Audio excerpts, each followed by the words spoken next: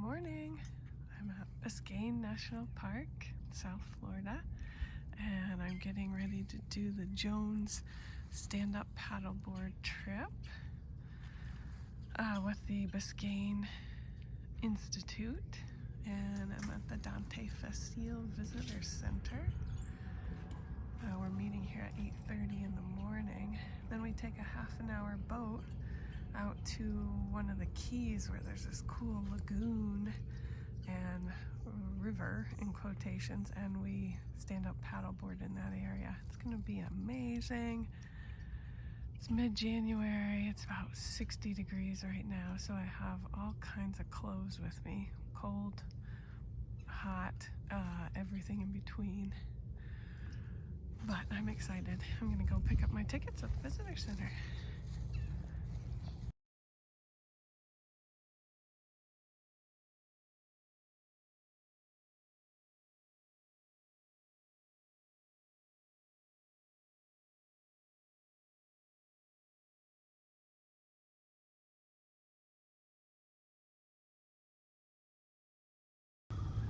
Yep, so we're taking off, going out to the Jones Bay trip with Biscayne National Park Institute, and leaving from the Dante Fascelle Visitor Center. And then boat. You guys want to put any bags or anything away?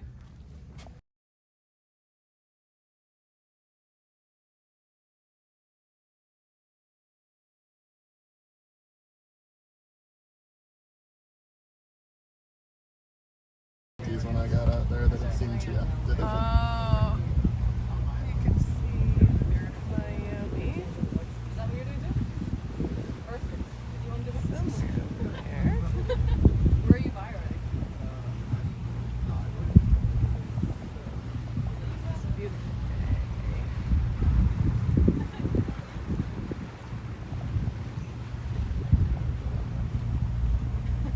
And the test at the end is up by Key Biscayne. So that big cluster of buildings right there is downtown Miami, and then to the right of it is Key Biscayne. Right off Key Biscayne, a few miles, is our first key, which is Soldier Key. It's a really tiny one right there, and then the keys kind of follow along all the way down south until you get closer to Key Largo again. All these keys are in their mostly natural state. They weren't developed like the rest of the Florida keys, mostly because of Henry Flagler's railroad system. He had it built from Key West all the way up towards the east coast of the United States. So they bypassed all of these keys, which is nice for us because, you know, it's basically a natural key. There's some buildings and stuff that they built on it, but for the most part, they are in their natural state. So this is the other 4% of land that we have, all of these keys, and then the little piece over here where the mangrove line is. We are mostly a national park because of the biodiversity that we have in our park. We have over 600 species of fish, that's not including jellyfish, stingrays, stuff like that, and over 200 species of birds. So they wanted to protect that biodiversity. And back in the 60s, there was a lot of development plans that they had. They wanted to pretty much turn this into a seaport. There was a guy named Daniel Ludwig who was a big billionaire. He had, you know, oil tankers, oil refineries, stuff like that. And he had purchased about 18,000 acres of this land right behind us. And he wanted to build a seaport so that he can eventually put a oil refinery and have his big oil tankers coming in and out of the bay here. One dilemma that he had, though, we are very, very shallow. So if you look over the side of the boat right now, you can see we're in the channel. So this is actually a deeper part of the water. It's only about 5 to 10 feet deep on average. So in order for him to get those big, giant oil tankers in and out of the park, it was going to take a very large channel. So his intention was to build a 15-mile long channel. It was going to go from the actual coastline all the way out past our keys offshore. It was going to be 300 feet wide and 30 feet deep. And another thing that he kind of ran into, we have a aquifer underneath our sediment, so it is hard limestone. So it's not something that you can just dredge out with a machine. So in order for him to get that channel made, he was going to have to use a lot of dynamite to blast it all out. That on its own would have pretty much destroyed this whole bay. Any seagrass beds, any animals that were in that vicinity would have died off. But luckily, there was a woman by the name of Juanita Green. So she used to work for the Miami Herald in our part in the 60s, which is our newspaper. And she caught wind of what Daniel Ludwig was going to do here in the park. and she started investigating into him. She found that he had an oil refinery in the Caribbean, in the Bahamas, that was just leaking right into the ocean. He was, making his money, but he was not trying to fix the leak. He was not trying to clean it up. He was just letting it happen, and that gave him a really bad reputation. And she took advantage of that. She got that information, brought it back to the United States, and she actually made little pamphlets, little booklets, and she would go around Homestead and Miami-Dade, where people were living at the time, and she would knock on their doors, pass out the pamphlets, and just talk bad about the guy, make him sound like the devil himself. And it started working. People started realizing that this guy was going to be bad news for the Bay. At first, they thought that he was going to bring jobs and boost the economy, all that good stuff. But they started realizing that he was going to hurt the Bay and kill off all their seagrass beds and stuff that they really relied on for their livelihood back in that time. So they kind of started working together. They got lawyers involved, politicians, just really influential people. And they had to fight for a few years, but eventually they were able to get us to that national monument status. The president that actually signed us in was Lyndon B. Johnson. So we got to that national monument status, and that kind of stopped all the development plans that they had. We're on the slow road heading out to Jones Bay, which is a cool little lagoon with lots of caves.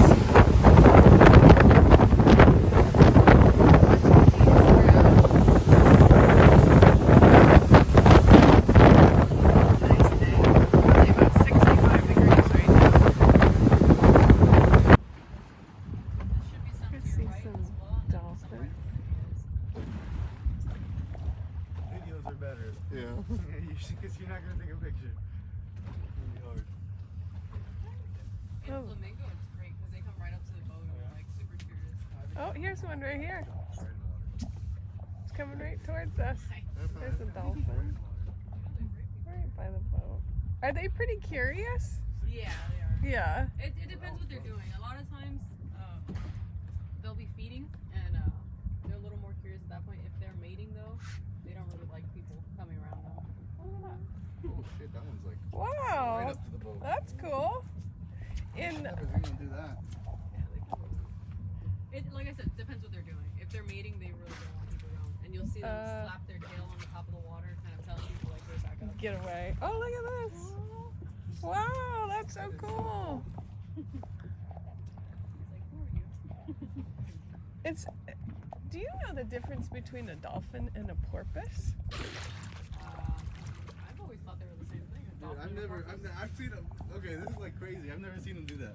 Really? I've never seen Yeah, them do so they're all members of the cetacean family, and it's just different subspecies. Subspecies. I thought Okay. dolphins were porpoises.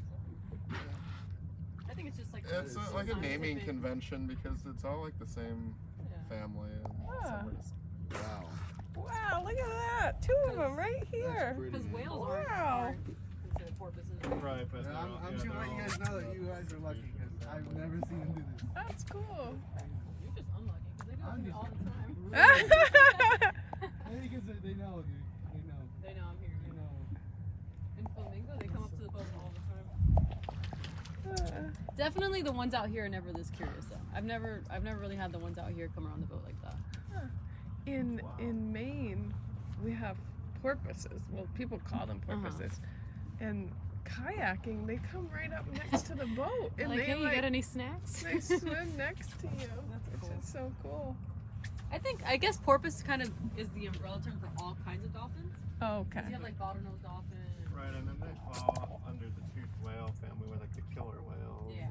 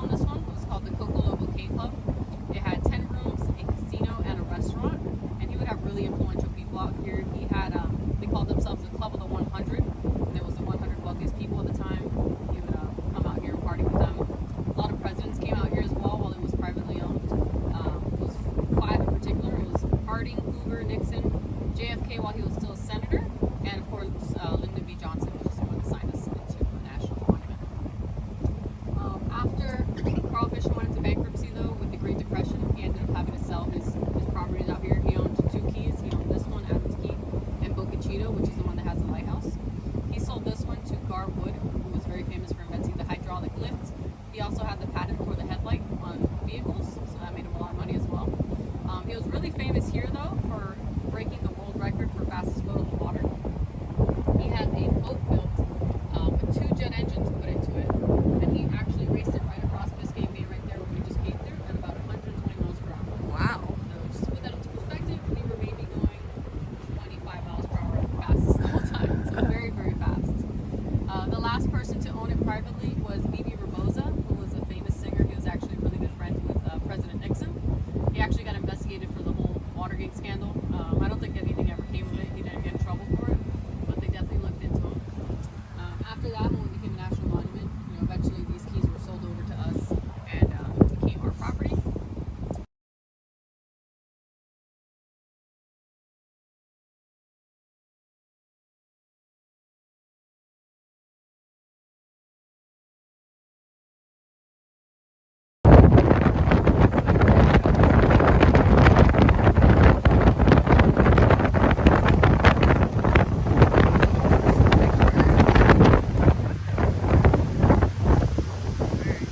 It's just like a lagoon within a key.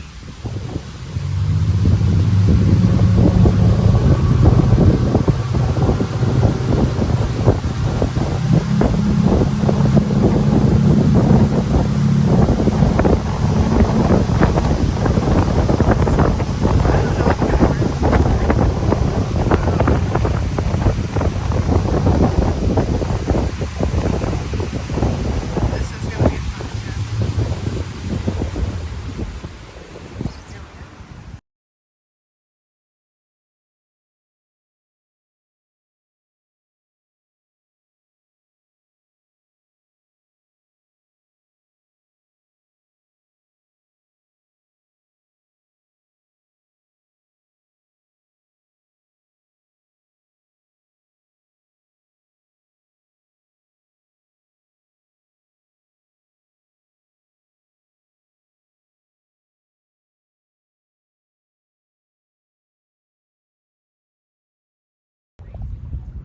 We're in the Jones Lagoon. Beautiful. Soft mangroves.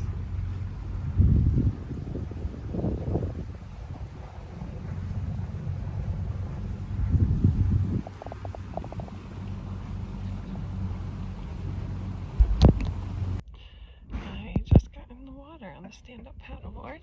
We come off boat here. It is amazing. Pristine day. No one's here. Beautiful, beautiful, beautiful. Do this trip.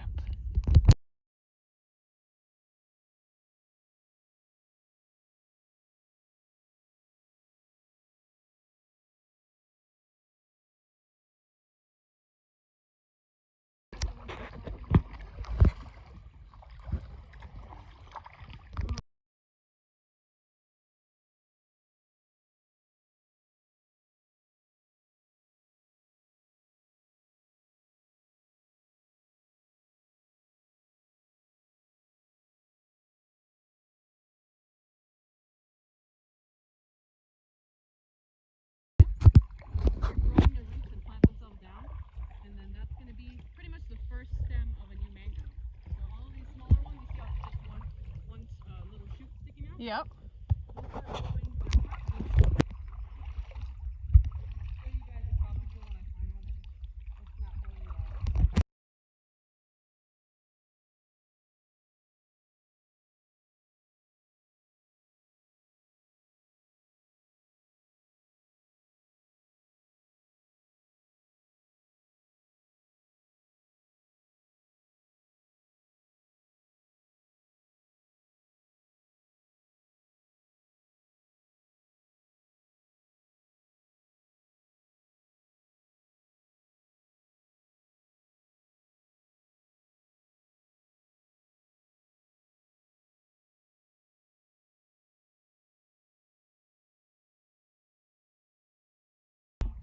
Jellyfish. when that algae photosynthesizes, they get their free meal.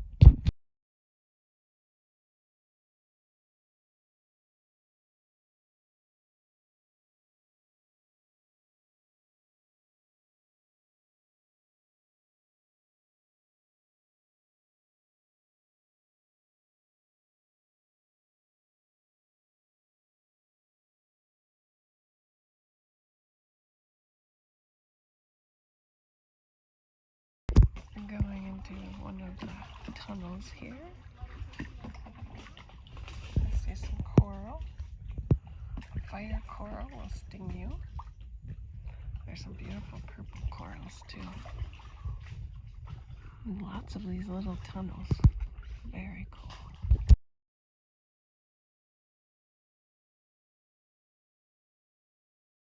And the European skill, those are mainly found in Europe. Try and get to the front of the kayak, closer to the front.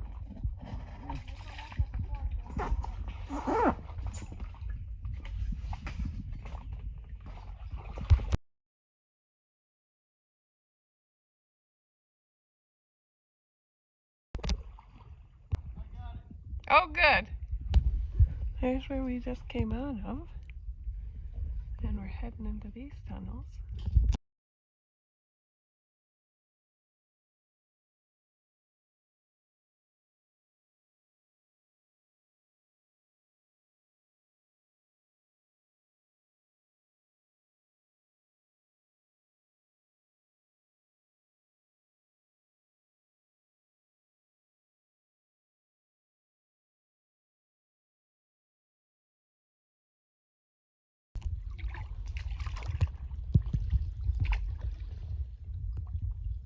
So much fun.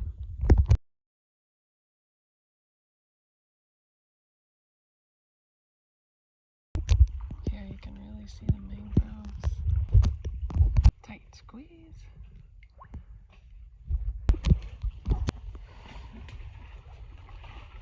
Just grab the mangroves and maneuver yourself around.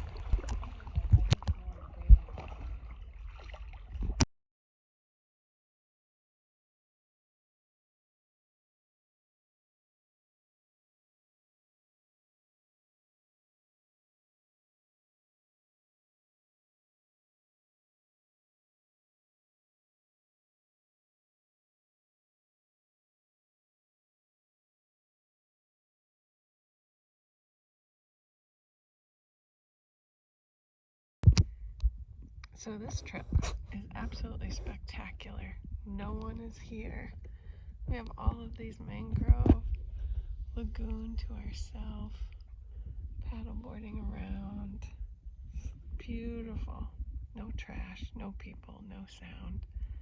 Right next to Miami. Feel so fortunate.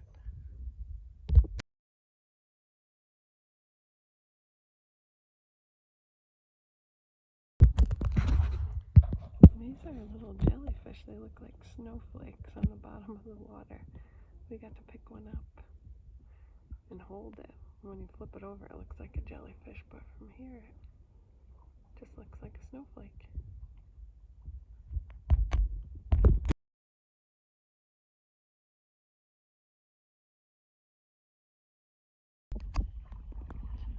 There's a couple jellyfish floating there.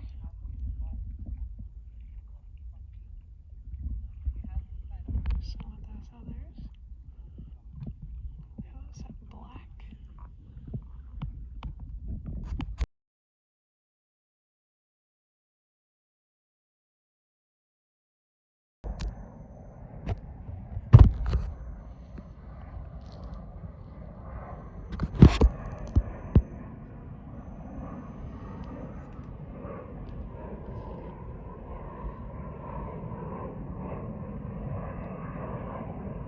Absolutely alone except for that plane flying overhead. And this little part of a mangrove. Love it.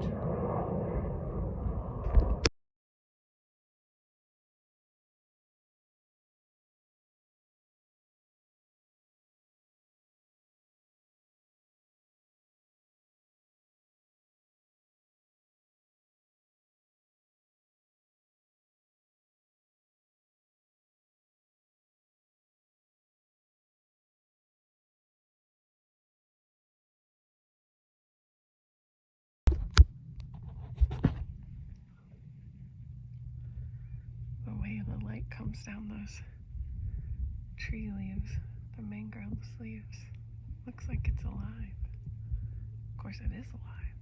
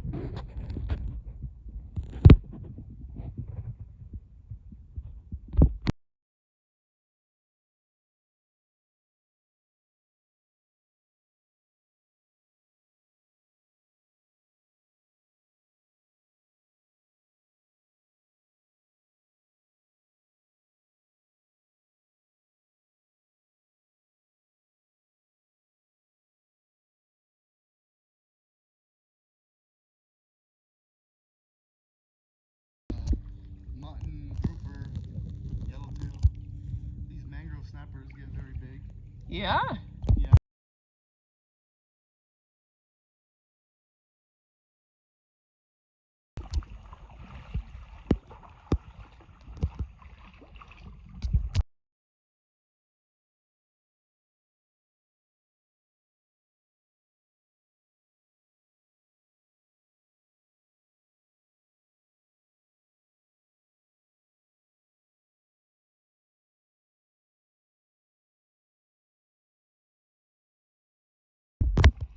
Back at the boat. Can't imagine there's anything better to do here. Perfect trip.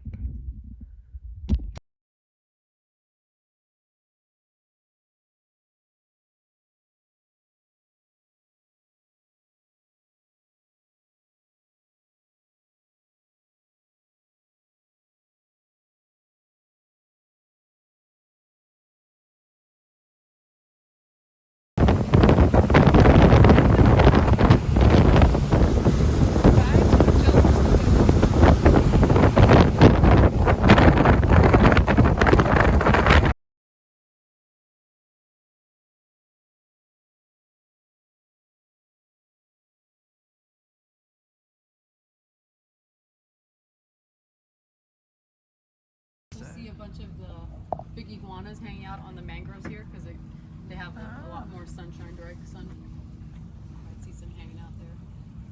This is a long jetty you can walk out There's a on. night-crowned heron hiding right there inside. Oh yeah. She was there yesterday too. There's a big parrotfish right there. A bunch of big just swam by. You know, I saw a big redfish here once. Yeah? I've never seen a red. Well, I've seen. Look at all this stuff. That's a red or a black drum. It just swam by. There was 40 of them there. Actually 40. Look, there's more right here. That's a nice one. Oh, that's a nice I got cute one. blue I hair. got my rod in the car. What's the tastiest fish here in South? Definitely. I haven't had You never had snook? Oh, don't eat it with the skin on though. That's a great blue herring right there. straight up. I won't trade you a snook for a mutton. Visitor No Center. way. I want two. Marina. You know how hard it is to catch.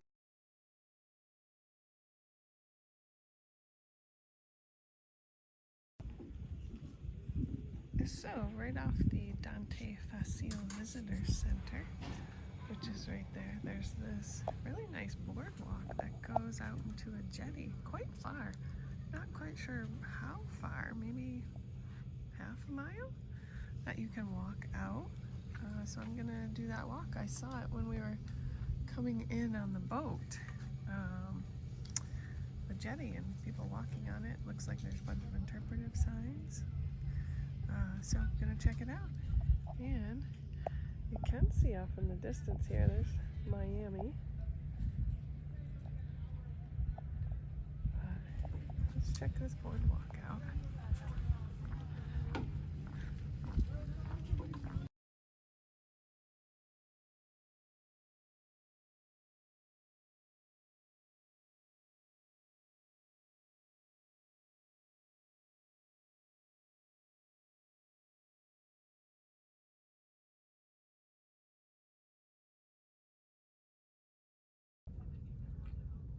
Yeah, here you can see that jetty, the walkway to the jetty. And they did say there's that little disconnect there. That jetty used to go all the way, but one of the hurricanes disrupted that distal part. Beautiful day today. It's like 75, sunny, clear.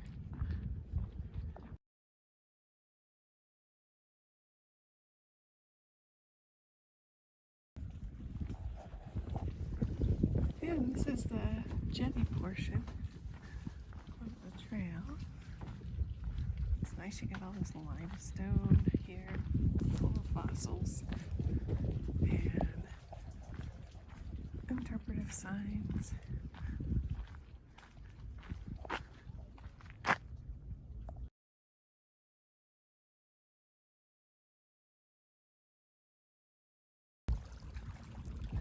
Well, this is the end of the jetty.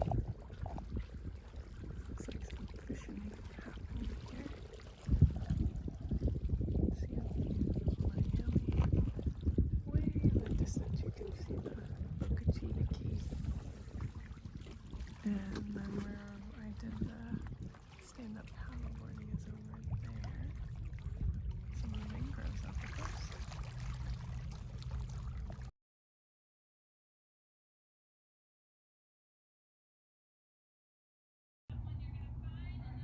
Hey, well, I'm almost done with my day here at Biscayne National Park. It was a beautiful day, beautiful park.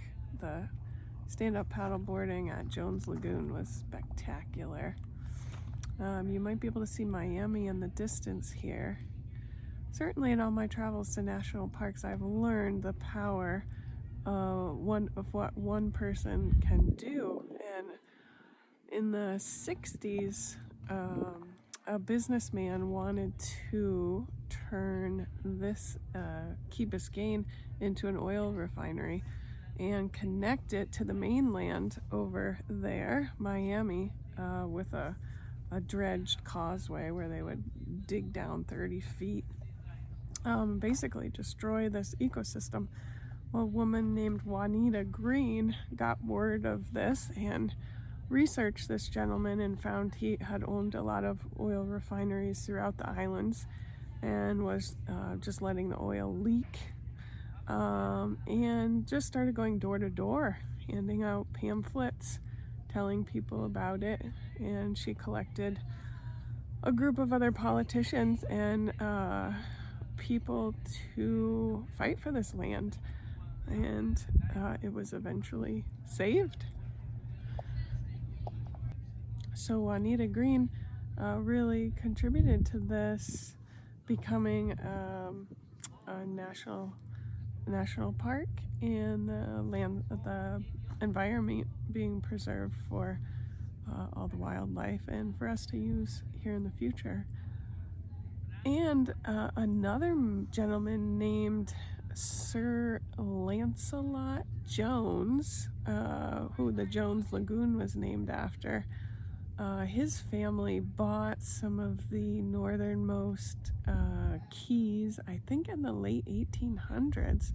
And there was another business entity that wanted to buy up all the northern keys and connect them into the southern keys, and in the park ranger's words, turn it into Miami 2.0. And the businessman offered him $7 million to buy his 3 little keys, and he declined and sold it to the National Park Service for $1.1 million to be able to protect them. So this is just one of many parks, national parks, that I've been to where I've learned how basically one person gets the ball rolling in preservation, and it tells me the power of one person. So I encourage you to do what you can in your area to protect what you enjoy, for people to be able to use and enjoy in the future. Have fun.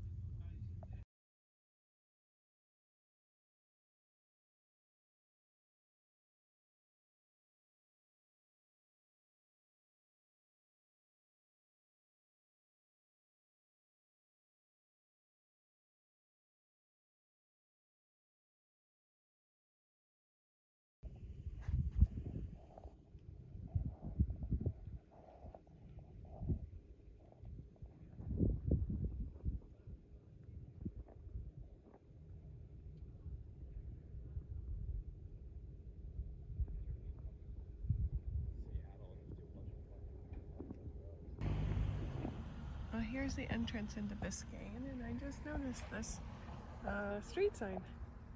Sir Lancelot Jones Way. The guy who basically lost out on $6 million to give his keys to the National Park Service so they wouldn't develop another causeway. That's cool.